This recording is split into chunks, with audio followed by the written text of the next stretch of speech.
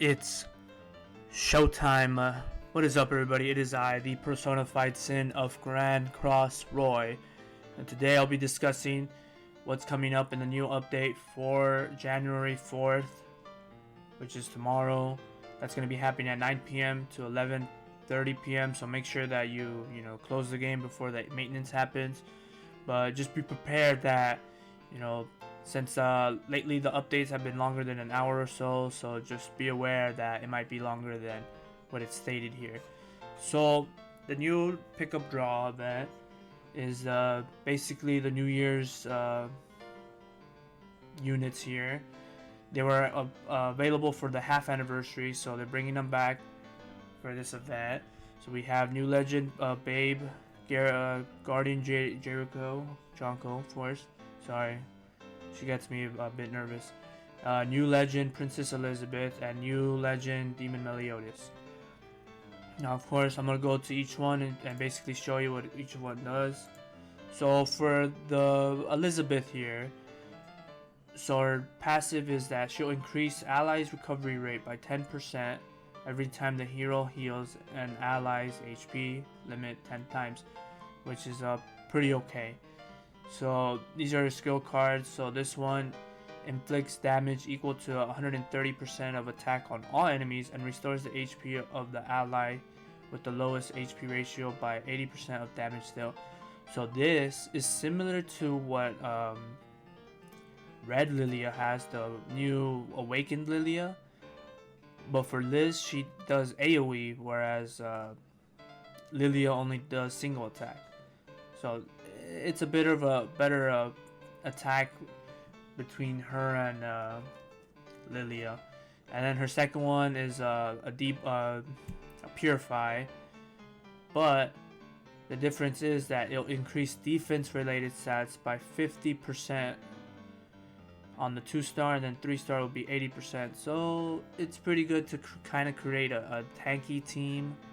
But essentially she has the same ult as the green version of Elizabeth, where she'll heal HP by the percentage of the attack depending on where you have her, of how many copies, and then ultimate move gauge by 2 orbs, which will fill. She's one of the units you probably wouldn't be using, because primarily they're only used for her gear, which is where's that?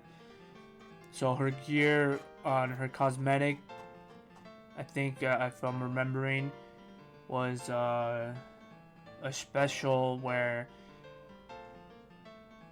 it would, I think for her, the Howlix would come out. Oh, I'm wrong, my bad. It would be the red demon that would come out for her, with having her cosmetic set that's special to the new legend characters. She would have the red demon come out at a higher rate, or guaranteed to come out as long as you have her costume set active. And then we go on to Meliotis the Green version. So for him, he has his active is that, which is a pretty good passive. Sorry, pretty good passive. So the hero's ultimate move gauge will fill by the amount of orbs possessed by an enemy killed by the hero. So say if you have your ult and they have 3 orbs, or they have their ultimate as well, when you killed that unit, you basically get the orbs back. So if they had an ult, it's basically you get your ult once again, because you filled up by the possession they had after your turn. So this is a pretty good passive, but unfortunate that he's a green version, so you normally don't see him being used that often. But so his attack card is that single target, he'll prevent gaining ultimate move gauge by 1 turn for the both 1 and 2-star, and then the 3-star it will be by 2 turns, which is pretty alright. But unfortunate that it's a single target.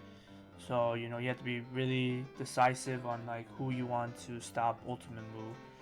And then his second card of the AoE is pretty okay. It's not the best, since it does Infect, which is restricts recovery related stats, and he only does that debuff on 2 and 3 stars. So you normally won't see this green unit at all. and he has the same ult as the demon and the red Demon Meliodas, which is inflict weak point, which is pretty good since he has debuffs, but essentially he's not the greatest character from the demons. But unless you don't have any of the other UR gear, I mean, you could go for him. I wouldn't certain, because for him, with his costume set, you would get the Gray Demon, which normally most people don't like farming for that one, but he would automatically guarantee you that. And then we go to my favorite of all time, the favorite units for me. And I'm glad that, for me, in my opinion, I'm glad this is coming back, because I only have her 5/6, so I can finally 6/6 my beautiful Junko here. So for those of you that haven't watched any of my videos yet on her, this is her passive, which is if a critical strike occurs from an ally's skill use against an enemy, each ally's crit chance is increased by 5%. So the team I normally used her with was with Green Gother and Goddess Liz, and normally they would crit Lost Vein or crit any other units depending. So as they're critting, their crit chance will be increased by 50%, 5%, sorry, and it'll limit by 10. So if I think I've gotten her passive up to 10 times, it'll be 50% for both Goddess Liz and Green Gother. So they'll be critting every single time they attack. So it's pretty nice. So her cards as follow. So the first card applies Explode, which is pretty much nice. Although I would have preferred it being less turns in the 1-star. Instead of 2 turns, it should be 1, but that's perfectly fine. And then her second card, which is HP related stats, well, decreases HP related stats by 15% to one enemy, which is pretty good. The combination of, you use this card and this, and you pretty much get a good amount of kills. And the ultimate is pretty nice. It gets the same as the green Jericho, which is an inflict spike, which is double the crit damage increase. And as you see here, her crit damage is pretty high at 170% at her base. And of course for her outfit, which I love all the outfits here, but her particular outfit will get you I think Howlex. Yeah, I'm probably getting the characters wrong. I think she gets you Grey Demon, and then Meliotis gets you the Howlex. I'll probably look into it more once the updates happens. But so we're gonna go back into it. So those are the 3 units that are gonna be coming out. For my take for the free-to-play and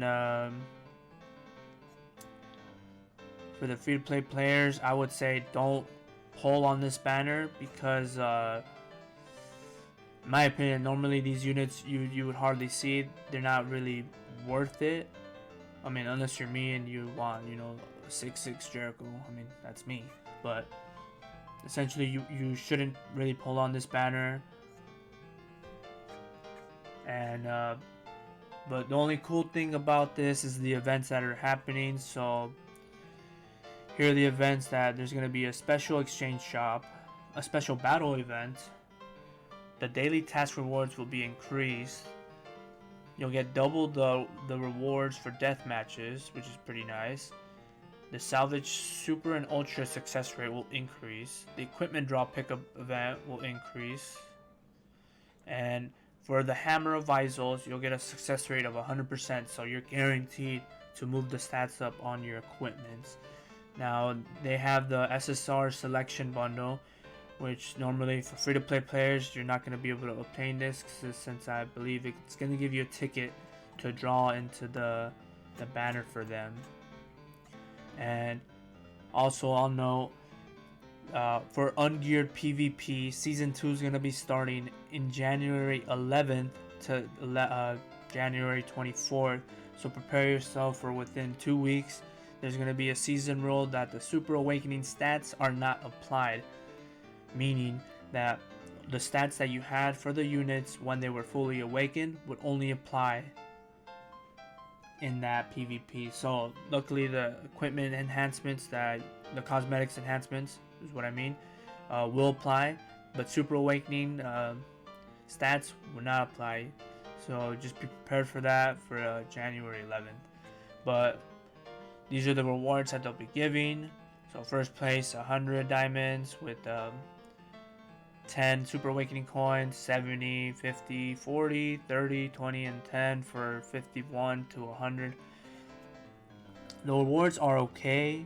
I would have preferred it being a little bit better than, at least better as the geared PvP, because when they had their top 100s or seasons, they usually have units. So I would have preferred that the rewards would have been a bit better to get more people, and the rankings should at least be a bit higher than 100. But I mean, that's just me. But I'm gonna attempt this. I'm gonna try my best to get into top 10 for you. For those of you that won't be able to achieve this ranking, but I'm gonna attempt for all of you.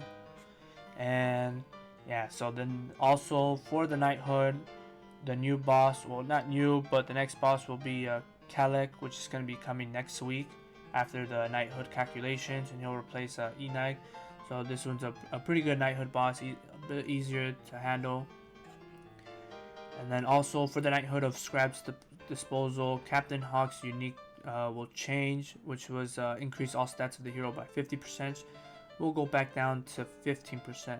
Usually they bring that back up when during I think it's the New Year and the Christmas events, from what I'm remembering from the JP version. And then the event ending events will be the event boss battle, which is a Demon Soldier Malik. Make sure you do that before this this maintenance and get all the resources that you can get, because otherwise it's gonna be gone. And then the deathmatch host rewards ×2 will be gone, and the event ticket bundles.